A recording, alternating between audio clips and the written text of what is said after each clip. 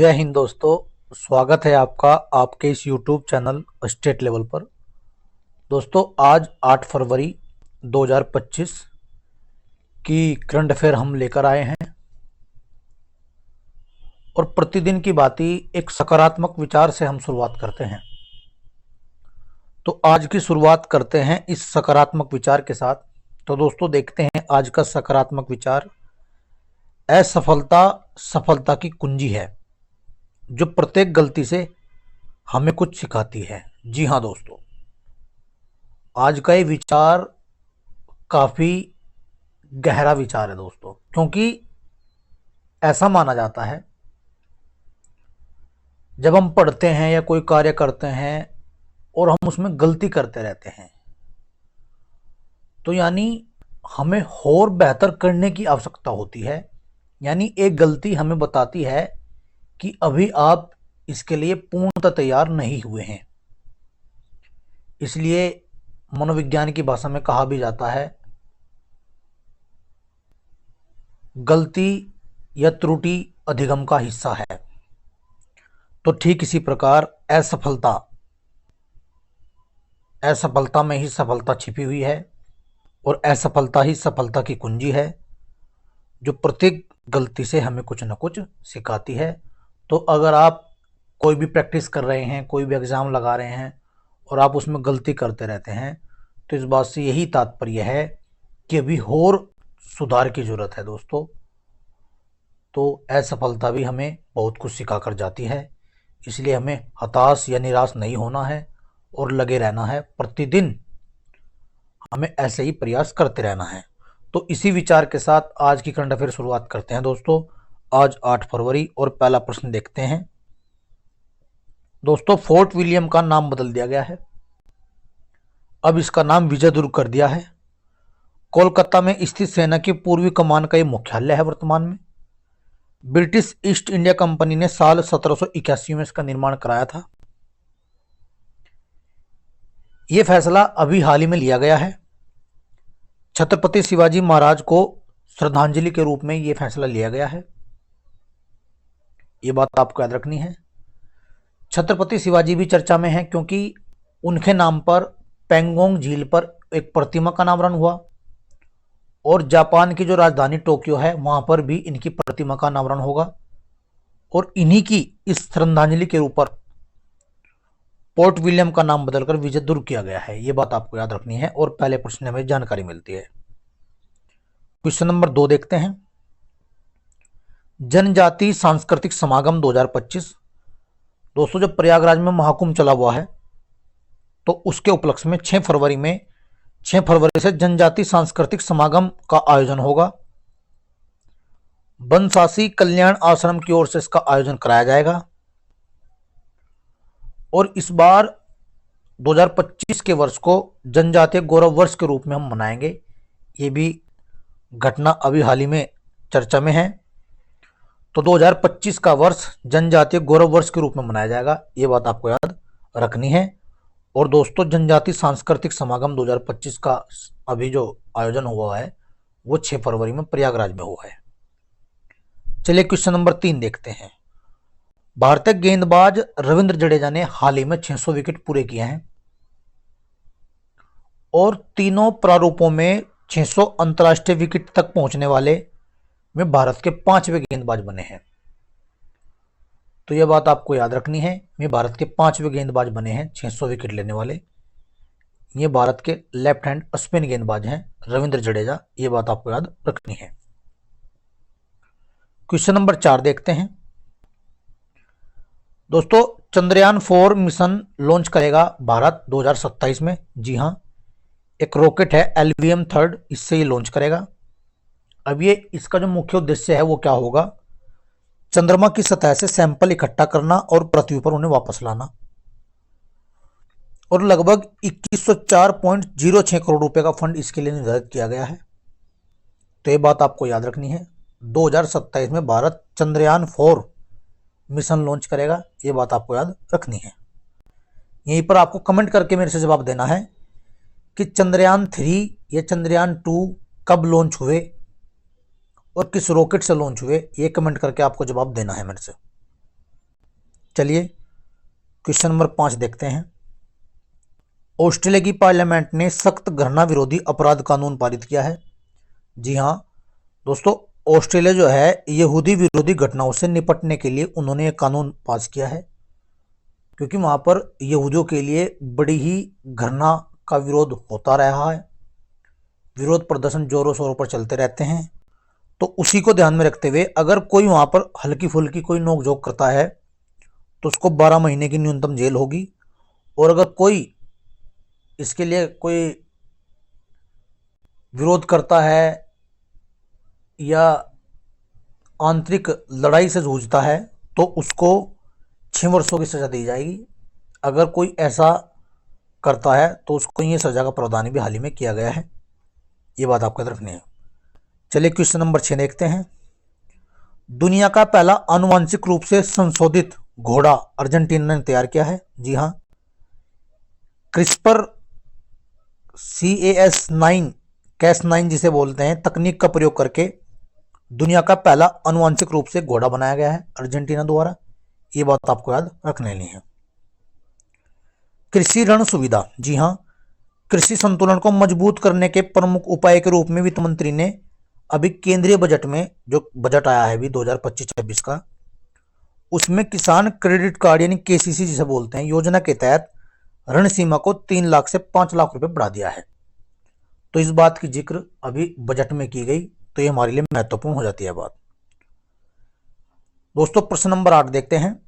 आपने repo rate और reverse repo rate के बारे में सुना होगा, एग्जाम में अक्सर करके क्वेश्चन पूछे जाते हैं। तो अभी रिजर्व बैंक ने अपनी रेपो जो रेट है वो घटाई है, 0.25% की कटौती की है इसमें। देखो रेपो रेट क्या होता है? रेपो रेट होता है जिस रेट पर रिजर्व बैंक अन्य बैंकों से लोन देता है और उनसे जो वसूलता है उसे रिवर्स रेपो रेट बोलते हैं। तो रिजर्व बैंक ने अभी रेपो रेट में 0.25% की कटौती की है। अब जो रेपो रेट है वर्तमान हो गई है जो वो 6.25% हो गई है, यानी 6.25%। पहले दोस्तों ये थी 6.50% यानी 6.5 मान लीजिए। हालांकि 2020 में भी 0.40% रेपो रेट में कमी की गई थी। तो ये हमारे लिए महत्वपूर्ण प्रश्न हो जाता है इकोनॉमिक्स के हिसाब से, या आपके लिए महत्वपूर्ण बैंकिंग के हिसाब से क्वेश्चन महत्वपूर्ण हो जाता है। चलिए क्वेश्चन नंबर 9 देखते हैं। दोस्तों अमेरिका ने महिला खेलों में ट्रांसजेंडरों के एथलीटों पर प्रतिबंध लगाया है। उस दिन से डोनाल्ड ट्रंप ने शपथ ली है, उस दिन से ही अमेरिका बड़ा चर्चा में है दोस्तों। उन्होंने आते ही कई बड़ी घोषणाएं की हैं। उन्होंने WHO से बाहर निकलने की घोषणा की है, पेरिस समझौते से निकलने की घोषणा की है, अभी उन्होंने हाल फिलहाल में UNHRC से निकलने की घोषणा की है, मैक्सिको की खाड़ी का नाम बदलने की घोषणा की है। हालांकि एक बहुत महत्वपूर्ण बात जो चर्चा में है फिलहाल है, आपने सुना होगा ग्रीनलैंड द्वीप, क्योंकि ये उत्तरी अमेरिका के क्षेत्र में पड़ता है। हालांकि डेनमार्क का इसका अधिकार है, लेकिन ये डोनाल्ड ट्रंप ये कह रहे हैं कि जब ये अमेरिकी क्षेत्र में पड़ता है तो हमारा ही अधिकार होगा इस पर। तो ये भी बड़ा चर्चा बना हुआ है। तो ये सभी बातें अमेरिका से सामने आ रही हैं, तो आपको प्रश्नों के माध्यम से सीखने को मिलती हैं। चलिए क्वेश्चन नंबर 10 देखते हैं। औपचारिक या आधिकारिक रूप से कर्नाटक नक्सल मुक्त हुआ। जी हाँ दोस्तों, नक्सल एक जनजाति कह लीजिए, एक संगठन कह लीजिए, ये एक ऐसा संगठन है जो सरकार के खिलाफ लड़ता है या कानून के विरुद्ध कार्य करता है, यानी सरकार के साथ मेल नहीं खाता है। तो हाल ही में कर्नाटक इससे मुक्त होने वाला एक राज्य बना है, आपको याद रखनी है। और सरकार द्वारा 2026 तक ये निर्णय लिया गया है कि हम नक्सल मुक्त भारत बना देंगे, यानी 2026 का लक्ष्य है कि अपना भारत नक्सल मुक्त भारत होगा। झारखंड, छत्तीसगढ़, ये सभी राज्य, उड़ीसा नक्सल से जूझते हैं, तो ये बात आपको याद रखनी है। चलिए अब देखते हैं आगे जो रिवीजन के रूप में लिया है दोस्तों कल की वीडियो में नवंबर पूरा हो गया था। मैंने बताया था दिसंबर नवंबर 2 महीने करंट अफेयर का रिवीजन मैंने करा दिया है। आज अक्टूबर का महीना है और एक दिन में मैं 6 दिन की करंट अफेयर लेता हूँ रिवीजन में, यानी आज की जो करंट अफेयर में रिवीजन होगा वो 1 से 6 अक्टूबर के मध्य होगा। तो चलिए देखते हैं आज अक्टूबर का रिवीजन।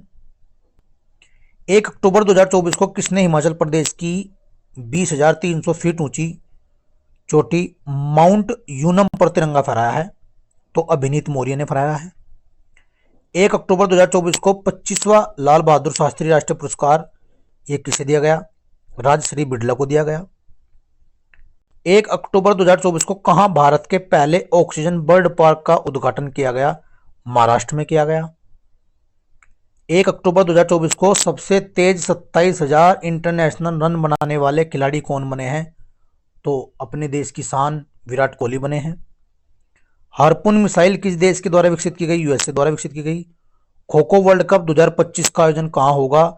ये भारत में हो चुका है, क्योंकि रिवीजन का प्रश्न पहला है और पुरुष टीम और महिला टीम दोनों भारतीय विजेता रही इसमें, ये बात आपको याद रखनी है। आईसीसी टेस्ट बॉलिंग रैंकिंग में कौन शीर्ष पर है? जी हाँ, जसप्रीत बुमराह, और इनको हाल ही में test cricketer of the year भी चुना गया। पोली उम्रीगार पुरस्कार से सम्मानित भी किया गया। 2 अक्टूबर 2024 को किस देश में यूएई के राजदूत के आवास पर हमला किया गया? सूडान। प्रधानमंत्री मोदी ने कहा जमैका मार्ग का उद्घाटन किया? दिल्ली में। 2 अक्टूबर 2024 को बापू टावर का लोकार्पण कहां किया गया? बिहार में किया गया।